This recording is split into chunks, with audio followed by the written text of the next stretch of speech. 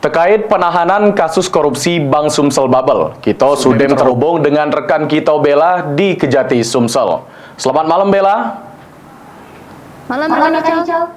Baik Bella, bisa dijelaskan cak mano pacak ditahannya mantan analisis kredit menengah di Bank Sumsel Bubble tersebut?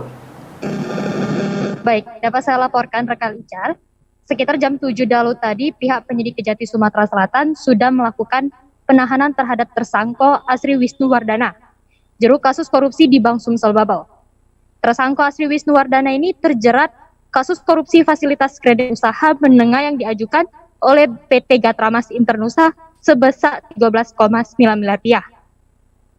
Tersangka ini telah beberapa kali dipanggil pihak Kejati dan akhirnya Selasa sore tersangka memenuhi panggilan terus diperiksa oleh penyidik terkait kasus ini. Sehingga setelah dilakukan pemeriksaan tersangka dijebloskan ke sel tahanan. Baik, untuk proses penahanannya dewe cak mano itu Bella? Untuk proses penahanan dapat saya jelaskan bahwa pihak penyidik dari Kejati Sumsel menahan tersangka Asri Wisnuwardana terutan Tipikor Pak Jo Plembang selama 20 hari ke depan.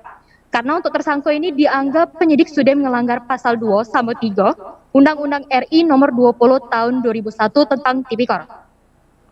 Ya, terakhir untuk si kok tersangka lagi statusnya itu dewe seperti apa Bella? Nah, kalau untuk tersangka Arab Haryadi ini statusnya itu masih tersangka dan belum pernah diperiksa oleh penyidik Kejati Sumsel dengan status tersangka. Rencananya ke depan penyidik bakal manggil ulang tersangka Arab Haryadi ini untuk melaksanakan pemeriksaan ulang. Jika tidak memenuhi panggilan, maka pihak penyidik bakal jemput paksa. Baiklah, terima kasih rekan Bella, selamat bertugas, tetap jaga kesehatan.